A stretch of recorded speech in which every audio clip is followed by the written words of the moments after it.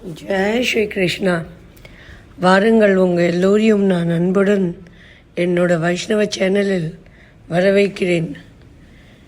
இன்று நாம் எதை பற்றி பேச போகிறோம் என்றால் பக்தியை பற்றி தான்.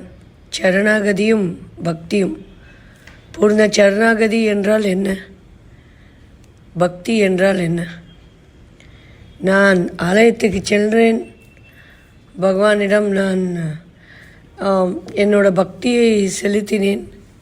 ஆனாலும் எனக்கு என்னோட கஷ்டங்கள் நிவர்த்தி ஆகவில்லை.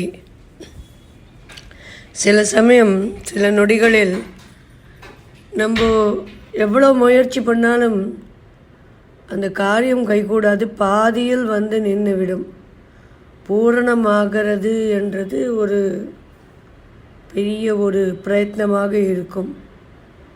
அது திருமண காரியமோ இல்லை உத்தியோக காரியமோ இல்லை படிப்பு காரியமோ, என்னடா வீட்டிலிருந்து சிறிதளவு காரியம் கூட என்னால் செய்ய முடியவில்லையே, அப்படி என்ன நான் பாவத்தை செய்துவிட்டேன். மன உடைச்சல், மன நம்பிக்கை போய் மன உடைச்சலாய் என்னடா செய்வது என்ற ஒரு சிந்தனையில் விரக்தி. பாவங்கள் செய்துவிட்டால் பாவங்கள் பல ரூபத்தில் மானிடர்களை தாக்கும். எப்படி என்று கேளுங்கள். பாவம் என்றது செய்யும்போது தெரியாது. இந்த பாவத்தை செய்ய வைக்கிறதே பாவம்தான். ஒரு ஆத்மா பாவம் செய்து பாவ காரியத்தால் பூலோகத்தில் வந்து ஜனிக்கின்றது. அதுதான் உண்மை. புண்ணிய பலன் பாவ பலன் கேட்ட மாதிரி தான் ஒரு ஆத்மாவுக்கு பூலோகத்தில் ஜனனம் உண்டு. அது பாவ காரியத்தை செய்து பூலோகத்தில் வந்து ஜனிக்கின்றது. மேலும் மேலும் பாவ காரியங்கள், அந்த பாவ பலன்கள் அந்த ஆத்மாவை மேலும் மேலும் பாவ காரியத்தை செய்ய வைக்கும். குலம், கோத்திரம், ஜாதி, ஜனம், குணம், பயன்கள், ஜாதக விதிகள் என்று சொல்வார்கள். ஒரு நட்சத்திரத்தில், ஒரு கோத்திரத்தில் ஒரு தாய் தந்தைக்கு ஜனனமாகிறது ஒரு ஆத்மா என்றால், அதுவும் அதனோட புண்ணிய பாவ கர்மாக்கள் விதிகள் போல்தான் ஜனனிக்கும். வடிவம், அதுவும் புண்ணிய பாவங்கள் எல்லாமே. நீங்கள் வாழ்க்கையில் எடுத்துக்கொண்டால், இப்போ ஞானிகளை பார்த்தால் அவர்கள் ஞானம் அடைந்து விட்டவர்களுக்கு எல்லோரும் ஒரு ஆத்மாக்களாக தான் கண்ணுக்கு தெரிவார்கள். அதுதான் ஞானம் பிறந்ததுக்கு முதல் அடையாளம். என்ன எல்லோரும் ஆத்மாக்கள், என்னடா இது அப்படின்னா, ஆம், யாரை பார்த்தாலும் எல்லோரும் ஒரு ஆத்மாக்கள் தான்.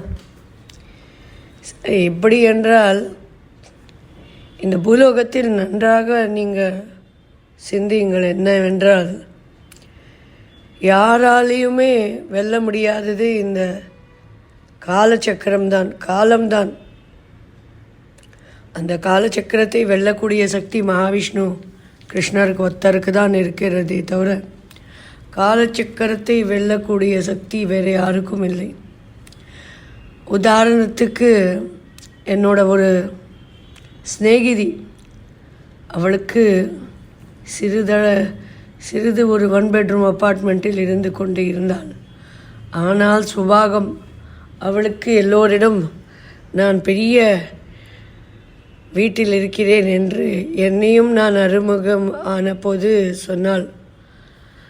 நான் பெரிய வீட்டில் இருந்து கொண்டே இருக்கிறேன், என் மாமியார் மாமனார்லாம் கீழே இருக்கிறார்கள், நான் மேலே இருக்கிறேன் என்று நெருங்க சிநேகிதியாய் ஆகினாள். நான் காலம் போக போக அவள் பேச்சும் ஏதோ ஒரு பந்தம். அவள் இல்லத்துக்கு என்னை அழைத்தால் சென்றேன். 1 பெட்ரூம் அப்பார்ட்மெண்ட். கடகட என்று சிரித்தேன். ஏன் இந்த பொய்? எதுக்கு இந்த பொய்? ஏன் ஒரு வீண் ஜம்பம் டம்பம் தேவையில்லை. எது இருக்கோ அதை சொல்லிவிடேன். அதுக்கு மானிடர்கள் உங்களை, அதுக்கு யாராயிருந்தாலும் உன்னை மதித்து வருவர்கள் வரட்டும், இல்லை என்றால் வர வேண்டாம். எதுக்கு ஒரு பொய் டாம்பிகம் என்று. அவளும் சிரித்து அதை மறந்து விட்டாள். பிறகு ரொம்ப அழகான ஒரு பெரிய 3 பெட்ரூம் அப்பார்ட்மெண்ட், இந்த பெரிய ஒரு அப்பார்ட்மெண்ட் வாங்கினாள் அவள். இந்த கஸ்தூர்பா நகர் அடையார் என்பார்கள். அதில் வாங்கி அங்கேயும் நான் என்னை அழைத்தால் சென்றேன்.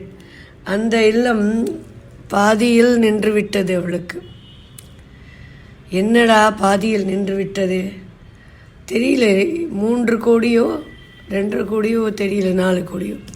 என்னடா என்ன செய்வது, அகலை கால வைத்து விட்டோமா என்ன என்று. ஆனால் தெய்வ பக்தியை விடவில்லை. ஆஞ்சநேயரின் பரமபக்தை.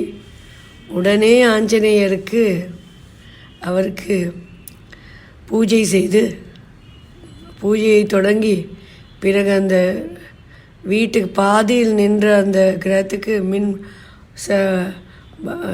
மிச்சம் இருக்க பணத்தை கட்டி உள்ளே சென்று கிரகப்பிரவேசம் பண்ணி என்ன செய்து இப்போது அங்கே தான் இருந்து கொண்டு வருகிறான். இதில் 2 தெரிந்து கொள்ள வேண்டும். என்னவென்றால், ஆசை என்றது ஒரு பக்கம், எனக்கு இது வேணும், ஆசைக்கு அளவே இல்லை. மானிடர்களுக்கு பொன் என்றால் ஆசை, பொருள் என்றால் ஆசை, பூமி என்றால் ஆசை, புகழ் என்றால் ஆசை, பெருமை என்றால், அந்த மாதிரி ஆசைக்கு ஒரு அளவே இல்லை. ஆனால் தெய்வ பக்தி ஒன்று இருக்கின்றது, தர்ம சிந்தனை ஒன்று இருக்கின்றது, தர்ம பாதை என்று ஒன்று இருக்கின்றது. மிகவும் கடினமானது. என்னது என்று கேளுங்கள். தர்ம பாதை தான் மிகவும் கடினமானது. ஆஹா, நான் எப்படி செல்வேன் அப்படி என்றால் முன் பல கோடி ஜென்மங்கள் முன்னாடி, பல கோடி யுகங்கள் முன்னாடியே சொல்லலாம். இந்த சத்யவான் என்று ஒரு ராஜா இருந்து கொண்டிருந்தார். அவர் சத்தியத்தையே பேசி கொண்டிருந்தார். என்ன அவரை தர்ம தேவதைக்கு மிகவும் ஆச்சரியம். என்ன ஒரு சூழ்நிலையை போட்டாலும் சத்தியம் என்றது ஒரு தர்மம்தான். சத்தியத்தை பேசுவது ஒரு தர்மம்தான். மற்றவர்களை நோக அடிக்காது இருப்பதும் ஒரு தர்மம்தான். அப்படி முதல் தர்மம் என்றால் தாய் தந்தையை பழிக்கக்கூடாது. தாய் தந்தையை பழிக்காது இருப்பது. ஒரு ஆத்மா ஒரு பூலோகத்தில் ஜனனம் செய்கிறது. சில ஆத்மாக்கள் பார்த்து கொண்டால் ஊனமாக இருக்கும். சில ஆத்மாக்களுக்கு கண் இருக்காது, காது இருக்காது, கால் இருக்காது. சில ஆத்மாக்களுக்கு செழுமையாக எல்லாமே செழுமையாக 16 செல்வங்கள் நிறைஞ்சி இருப்பார்கள். என்னடா இது என்றால் பூர்வீக புண்ணிய பலன்கள் தான். யாரையும் பழிக்காதீர்கள். ஏனென்றால் யாருமே பழிக்க ஆளில்லை. புண்ணிய பலன் சேர சேர பாவங்கள் தீர தீர தீயவர்கள் தானாகவே விலகி விடுவார்கள். அதுதான் சத்தியம், அதுதான் உண்மை. யாரும் சொல்ல மாட்டார்கள், பரம ரகசியம். ஆம், புண்ணிய பலன் சேர சேர நல்லவர்களாகவே கண்டப்படுவார்கள். இந்த பாவ கர்மா என்றது பல ரூபத்தில் வரும். அது வியாதிகளாக வரும், தீராத வியாதிகள். மருத்துவர்களே என்ன சொல்லுவார்கள், ஆஹா எனக்கு தெரியவில்லையே, இந்த வியாதி என்றது மருத்துவர்களுக்கா சொல்ல தெரியாது, தெரியலையே, அவர்களுக்கே தெரியாது. ஆனால் இந்த பாவங்கள் தீந்து நல்லது வரும்போது என்கடா போச்சு வியாதி என்று ஓடிவிடும். வியாதிகளே இருக்காது. அதனால் தாய் தந்தையை பழிக்கிறது மாபெரும் பாவம். இது திருமணம் ஆகவில்லையா, குழந்தை பிறக்கவில்லையா, உத்தியோகம் கிடைக்கவில்லையா, தடப்படுகின்றதா, திடீரென்று ஒருவர் எல்லோரையும் பார்த்து அவலட்சணமாக பேசுவது, அதுவும் ஒரு விதத்தில் பாவகர்மாக்கள் தான். ஏன் அப்படி பேசுகிறார்? என்னப்பா, என்ன தெய்வம் எங்கே இருக்கின்றது?